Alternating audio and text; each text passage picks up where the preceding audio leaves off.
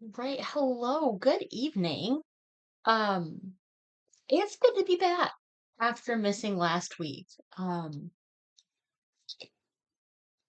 there are times when life just gets real lifey, isn't it? Um, really, what better topic than the one that we're talking about this week to maybe have a little bit of rest beforehand? Um, well, before we really get rolling, as always, some ground rules. If you are here just to comment on what I look like, then get out of here. Um, I know what I look like. You know what I look like. That's not what any of us are here for. Otherwise, I'm really glad that you are here to join us in this conversation about what counts as labor.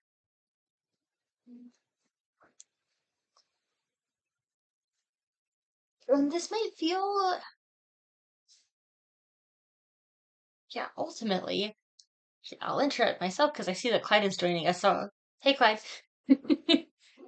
Uh, this might feel like something that's a little bit weird, right, to talk about within um, feminism, right? I don't remember, excuse me, I don't know if you remember back to week one when we talked a little bit about the stereotypes of feminists as angry people, and that is not necessarily true.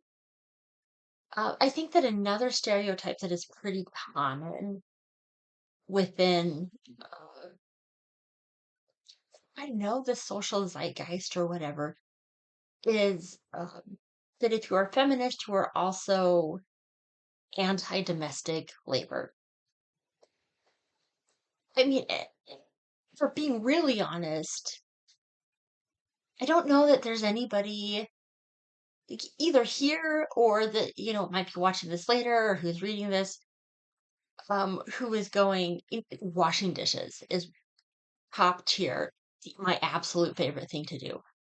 I don't know that there are many of us who really love doing that kind of thing. Um, if you are, I am amazed and both and puzzled by you. um, but the fact is that this is also a very worthy topic of discussion within the discipline, um, because it's labor that needs doing, right? Um, like even if you're, looking around at your home, and you're just doing right, like basic things, right? We need clean clothes to wear and dishes to eat off of. Um, and you can't really rail against the patriarchy if you are hungry, which means that somebody is making the food, right? Um, and there's care that is involved, right, in our lives, right? Like we deserve care ourselves. There are people around us who rely on us for care. Uh, right? And it might be your friends, your partner, your children. You definitely owe your children care. Uh, but that can be really taxing.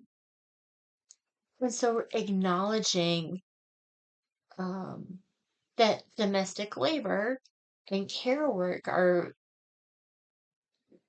critical parts of our society. And um,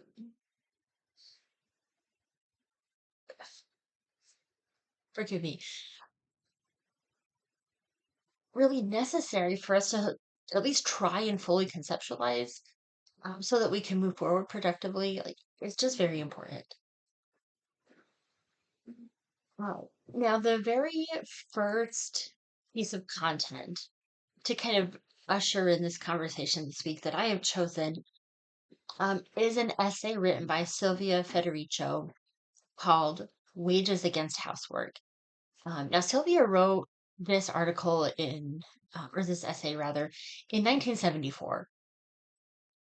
And as I was reading it again in preparation for this, I was really depressed, frankly, by um, just how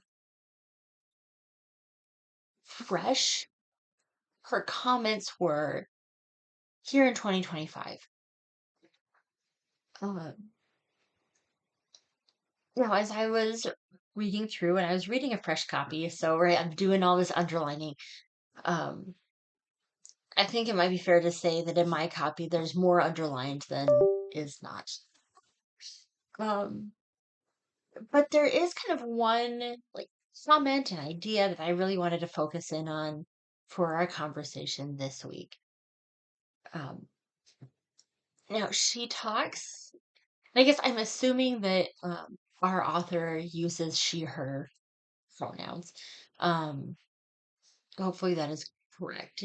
Like, please feel free to correct me if I am wrong. But I feel very reasonable in that assumption. Now she talks about the idea that um, to work for a wage, which, right, like all of us are, or most of us are anyway, is to really give the impression of a fair deal, right? Like as a worker, you are giving your labor, and your employer is giving you money in return. And so to have a wage means being part of the social contract.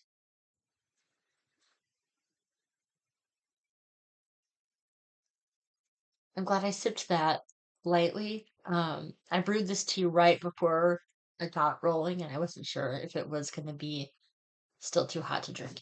It's still too hot to drink. Um,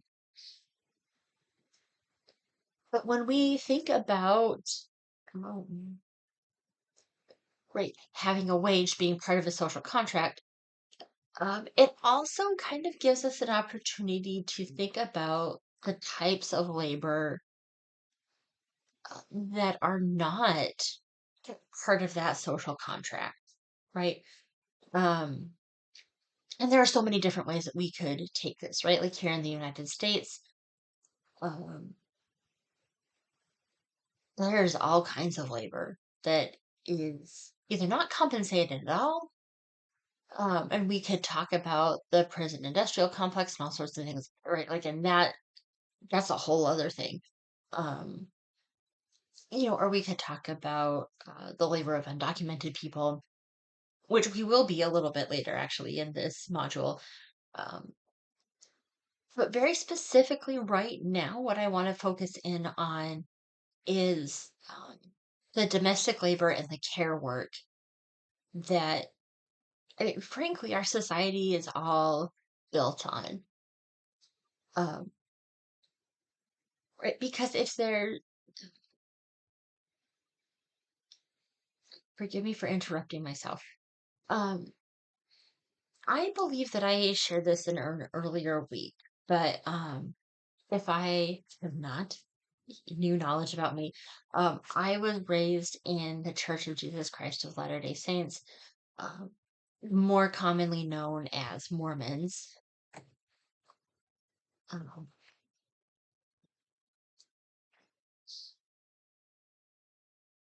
and I wanted to look up this quote as I was kind of rolling with the topic. Um, so I guess sidetracking a little bit into the governance structure of a church system. Um, the Mormon church has a very robust like leadership apparatus, and it's headed by the president of the church, who is also um,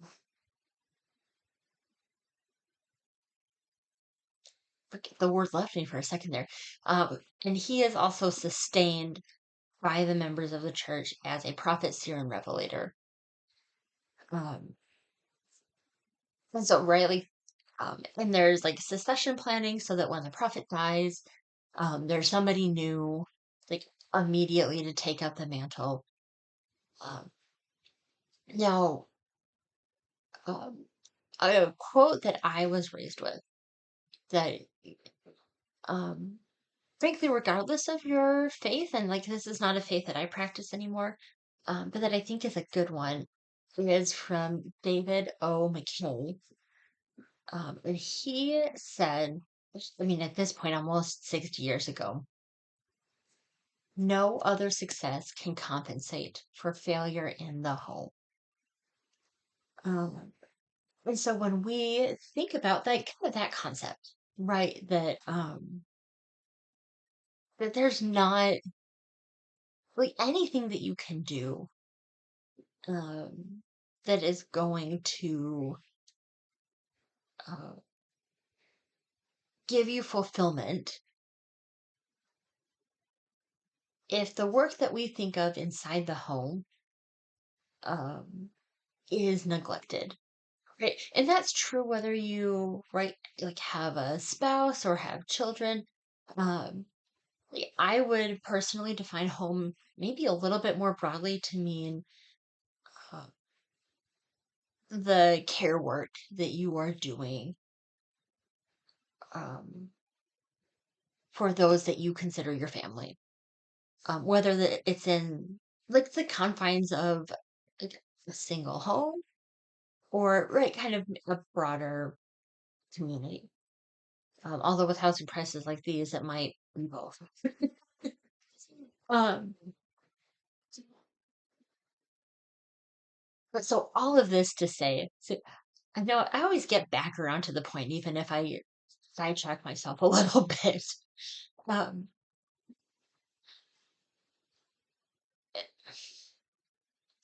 when you consider all of this, right, the labor that is needed to kind of keep things trucking is care labor.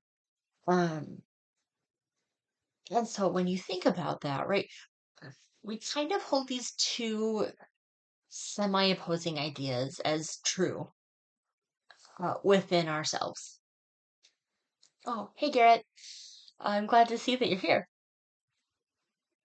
Um, so these two ideas, both to adequately perform your very specifically femininity and womanhood within the social construct that we live in. Um, right, femme-identified people have to accept a really significant amount of care work. Um, it's kind of our part of the social contract. Um, and is really the way that we can have some version, right, of social safety within a patriarchal system. Um, at the same time, the care work that women are socialized to do uh, is very often not considered to be valuable work because, right, anybody could do it. Um, I know, again, the time that I spend on social media, oh, excuse me, I often see a lot of fellas.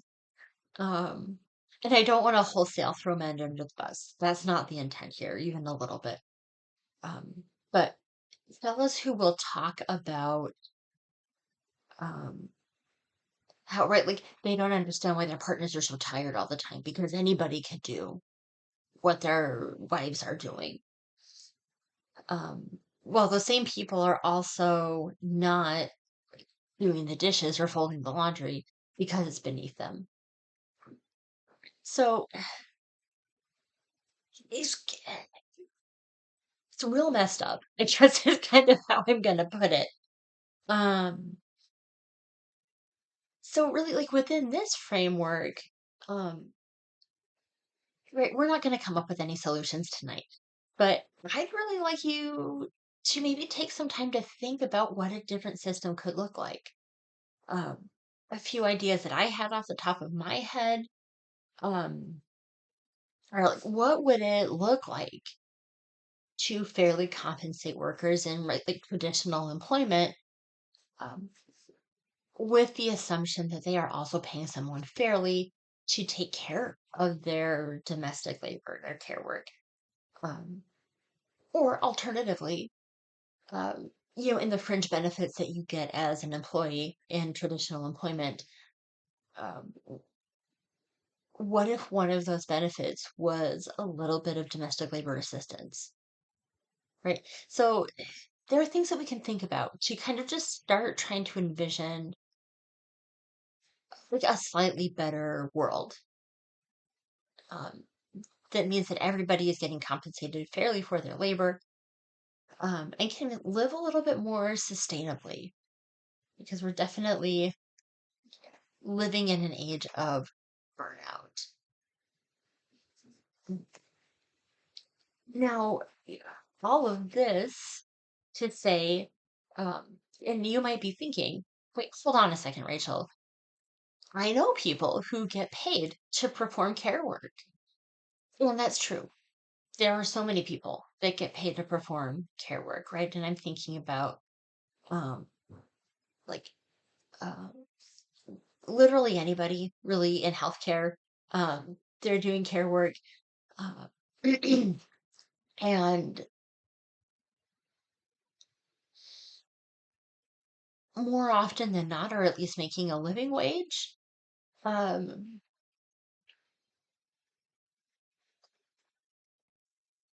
but I want us to think about maybe other forms of care work that are a lot more pervasive, but not talked about or valued.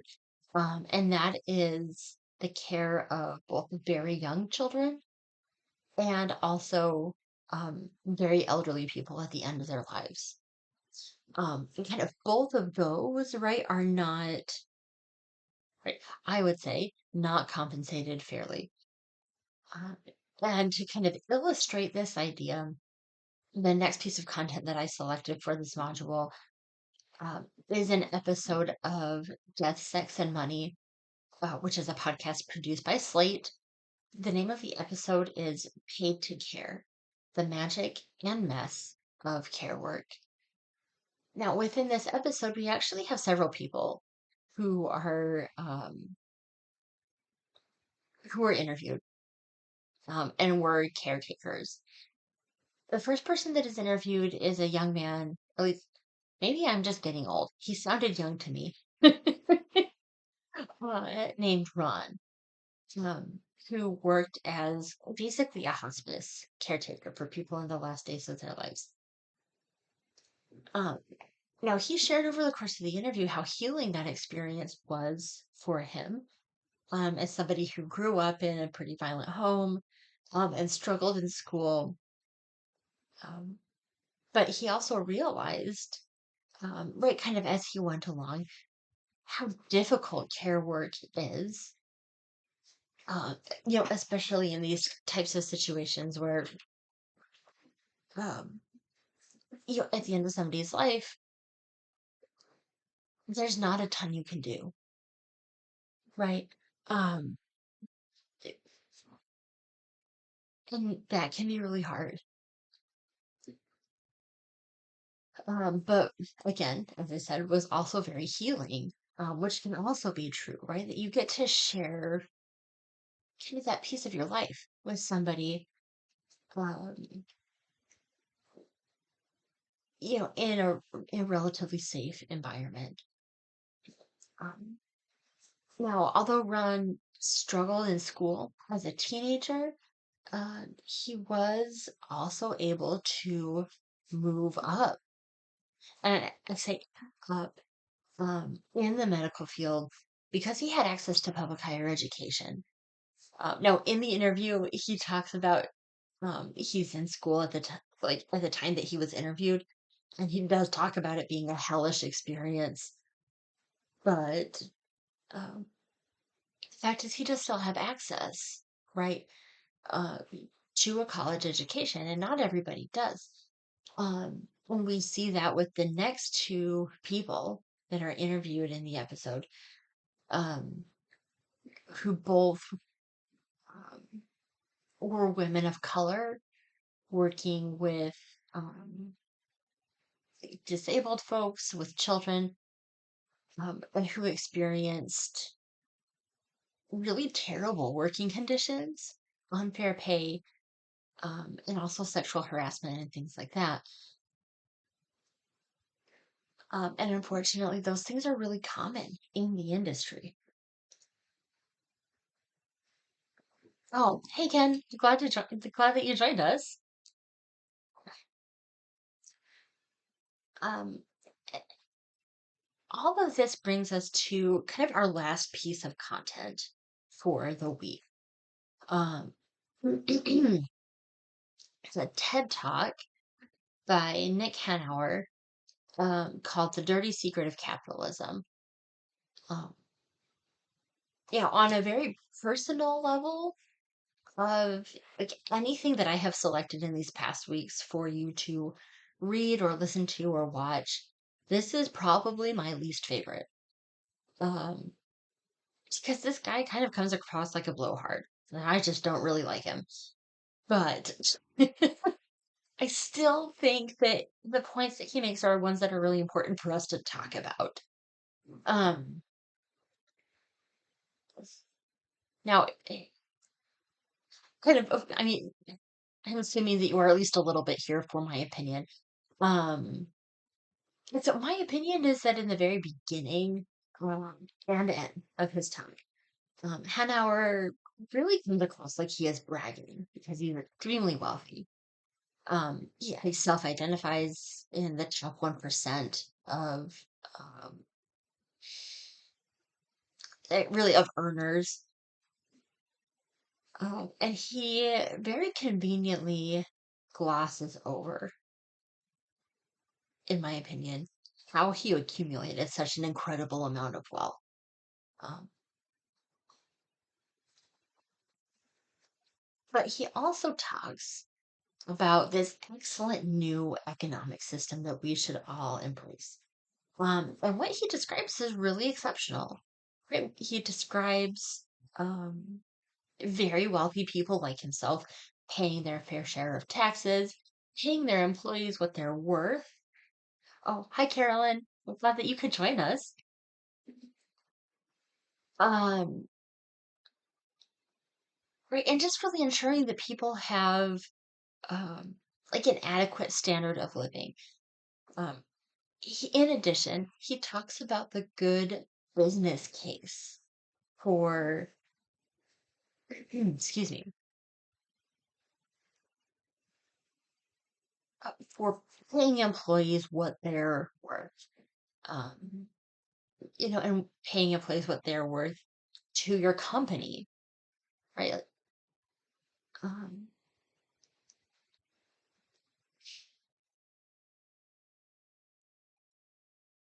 and I guess I do appreciate that, right?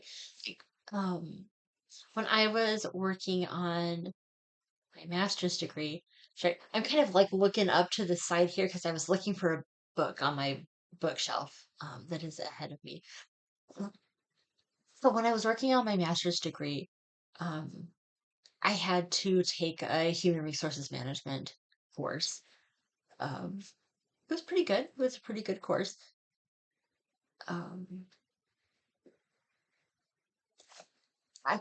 forgive me. I was debating. I could talk for a while about why it wasn't necessarily my favorite one. Um, that maybe is for like later at the end. But one of the books that we read as part of that class is called The Human Equation. Yeah, the book is not exactly new. It's about as old as I am. Um, and is really talking about what Hanauer is talking about here now, in the 2000s, um, that really your business is going to thrive if you treat your employees decently. And like for those of us who are the workers in a traditional employment scenario, we're all kind of going, well, duh. Of course, the business is going to thrive if you treat your workers well.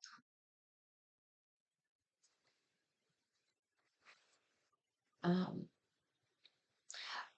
I'm interrupting myself for a second here because I've not ever had this many people join a live stream before. I'm really excited about it. Um, if you have any questions, like please feel free to put them in the chat. I believe that I will see them. Um, but like I said, it's a little new to me. So okay, so all of that, it's not a mystery, right, to any of us that there's a bunch of good reasons why you should treat your workers fairly. Um, but within feminism, which I think is why we're all here, um, one of the reasons that I think that this concept is really important to talk about Um, right, both paying people fairly and generally being a decent human, and also dismantling our current economic system and building one that works for everybody, um, is really the attitude that Hanauer had within his talk. Um, and I think that really what is missing here, uh, that I would argue is a hallmark of um, effective feminism, is that there's no self reflection. Right? Like, Hanauer talks a lot.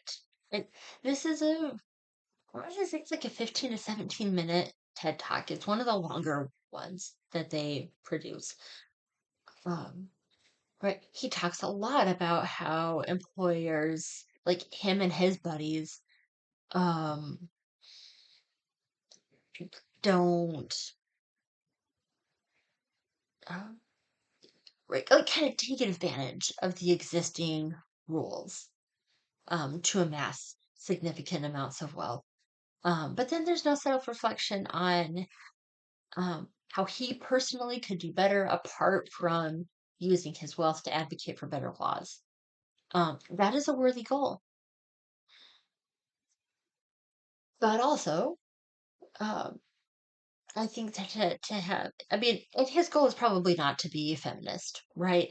Like I wouldn't assume that, but I wish that he would have that as a goal, like him and his, billionaire buddies.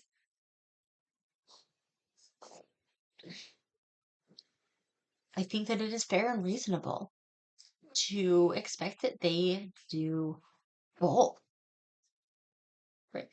Both advocate for better laws, um, and do more to show the benefits of treating your people decently if you are an employer. Um, and I think that as we reflect on that over, right, the other two pieces of content, right, that podcast episode and um, Wages Against Housework, I was about to say episode, forgive me, that essay by Sylvia Federico. How would their perspectives be different if the person who was employing them um, had a significant value in their work and show that in a meaningful way? Because that really is ultimately that's what it's all about. Um, that we need to live in a system that values. uh, I'll finish that thought and then I will clarify. Um, that values the labor that it takes to keep things running. And when I'm talking about a system, right, I'm not talking about right like you and me. Um, I think that everybody who is maybe here specifically, I hope, does see the value in that type of care, in that type of care work.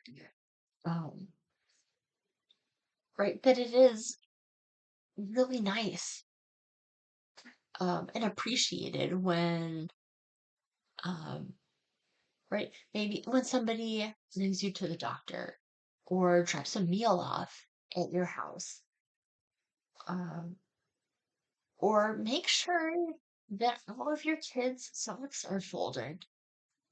That is, in fact, my least favorite chore of all of the chores. I hate folding socks. Um, but I've got some people in my life, and you know who you are, who do often fold socks when you come over, and I appreciate that a lot. So I'm not talking about right individual contributors.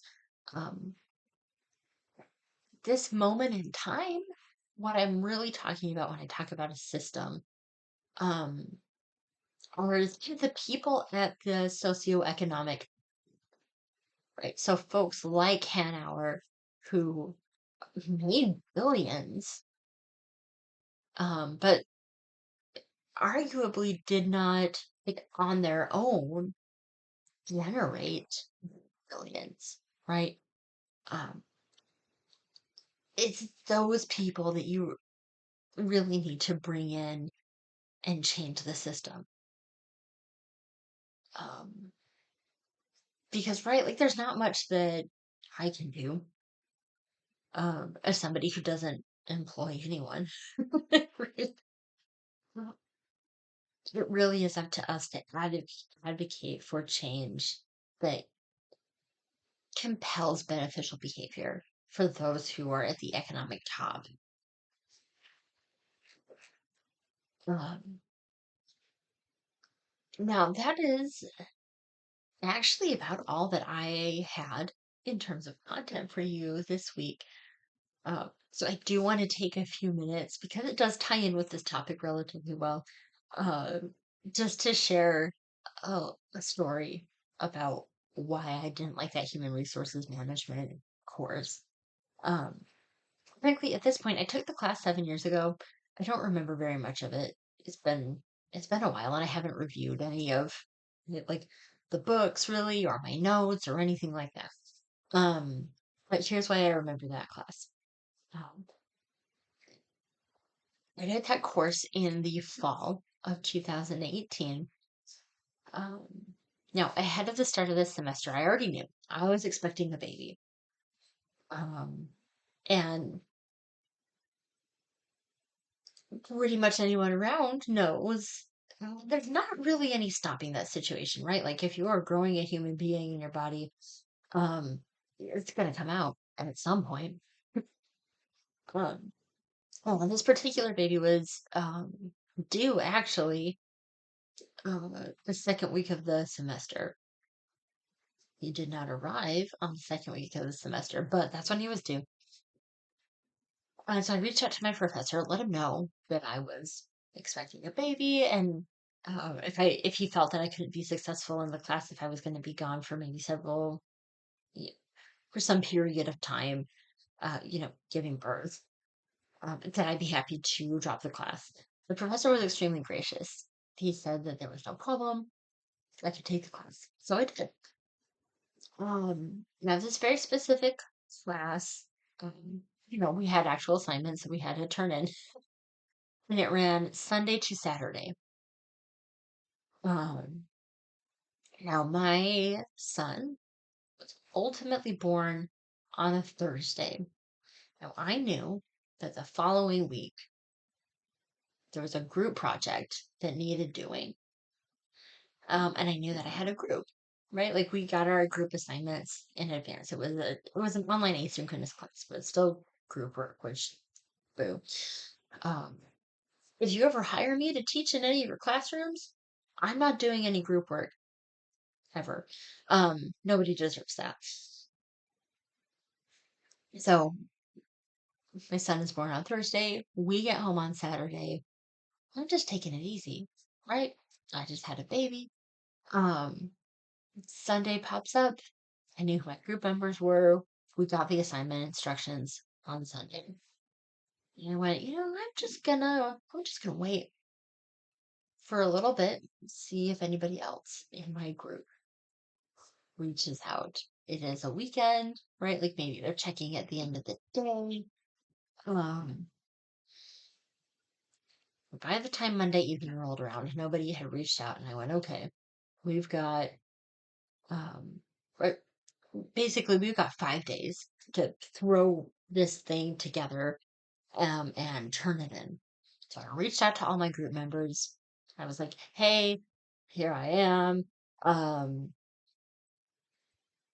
Here's how I'm imagining that this is gonna maybe break down. Does that sound good to everybody? Now, almost everybody replied.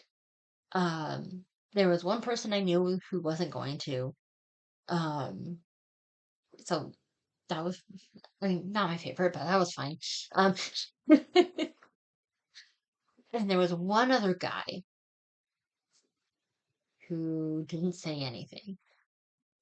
So I just, like, I had told my group members that I had just had a baby, so I was happy to collate all of their work, and turn the assignment in on behalf of the group at the end of the week. Um, but that was gonna kind of be, uh, initially my part of the project. Well, then when I didn't hear from this guy, and I went, okay, well, I'll be darned if I'm going to get a bad grade in this, because this guy is ghosting the group. So I did it. Um, we even finished early, like one day early, but we turned the assignment in on Friday, which was honestly fantastic. Turned the assignment in, and then I hear from this guy. And I'm sitting in bed feeding my newborn. I see this email. This guy goes, yeah, hey, I'm sorry that I didn't respond to any of those emails. Um, my wife just had a baby last Thursday. And I'm sitting there, uh, just trying to, like, postpartum Rachel, trying to keep it together before I finally said, thank goodness he can't see my face. And I emailed him back and said, well, congratulations to you and your wife. I also just had a baby on Thursday. I hope you guys are getting the rest that you need. And that's what I remember from that class. That experience with the worst group work experience, arguably ever, and the human equation. So, overall, probably a real solid experience, but um, yeah, just really didn't like that class very much as a result of this group work experience. Uh, now I'm gonna stop running my mouth now. But I am looking forward to seeing you all next Wednesday at the same time to talk about gender and family. Now, if you think of any other questions, as we like as you're thinking about it or what have you, um, comments are all open on Substack. You can always send me a message as well. I'm here for it. So I will see you next week, and I hope you have a great night. Bye.